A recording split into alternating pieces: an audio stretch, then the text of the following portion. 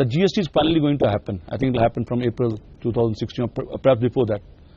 Will it change the landscape of the manufacturing sector? I think there is absolutely no two opinions that a single point tax system is the best system that you can ask for, and this has been proven in many countries outside of India, and we have taken our own sweet time to bring about this structure. We had calculated in our field of machine tools that tax on tax was contributing something around 15 to 17% of the end price of an investment good. Now that is a very substantial amount of money that people are investing, which is just going as a tax on tax. With the advent of GST, one assumes that all that will go away and the whole system will become based on value addition. And more value you add, okay, you pay tax and you deliver the goods. So I think this system, which emphasizes value addition, is the system that should be good for manufacturing, and GST would do that. Rangachar, you want to may I just add to what he mentioned in the passing, that for example logistics, it takes about 10 days for a truck to go from Bangalore to Delhi, and out of that, if you see how much time the truck is actually moving, it probably 15%. So bulk of the time the truck is caught in checkposts. Now just imagine what would happen if it can breeze through. It would speed up the movement and it would bring down the transport costs drastically, because the transport costs in India are among the highest in the world. The other factor which I'm sure is going to happen is there will be much more of tax compliance. Many more people who are now outside the tax net would be willingly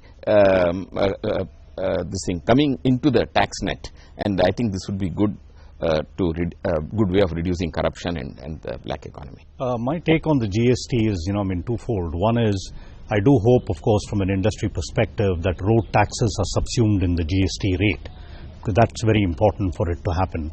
And then therefore, the overall amount of taxes paid by a consumer when he buys a vehicle is kind of minimized, and that itself will give a fillip to the total volume sales of units in the automobile sector.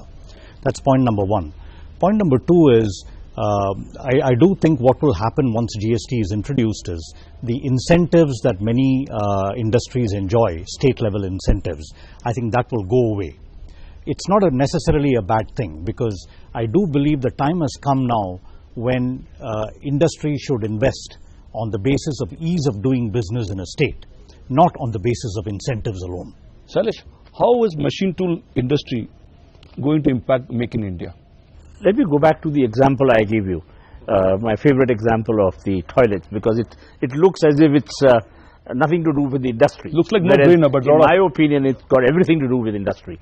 So if you want to make those tiles, those sanitary fittings, you need to get all the machinery in there. If you go to places like Morbi, just outside Rajkot, which is the capital of the ceramic and industry in India, you will see this happen.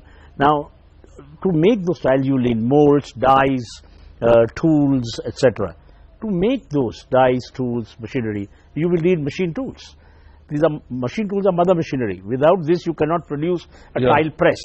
Without the mold and die on the tile press, you cannot produce a tile. To produce the mold and die, you need a machine tool.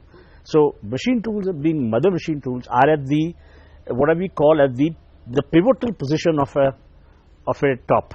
When we were children, we used to play with a top, and the top used to rotate on a very pivotal position. So this is where it is. So therefore, we say that a capital output ratio of machine tool is one of the highest, because it's absolutely at the starting point of the value chain. Machine tools produce capital goods produce intermediary products produce finished products.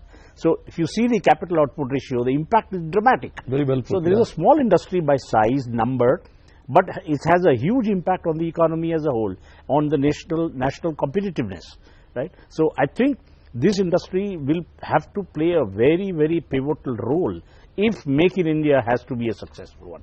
If you can't make machine tools in India, your Make in India project is not going to succeed.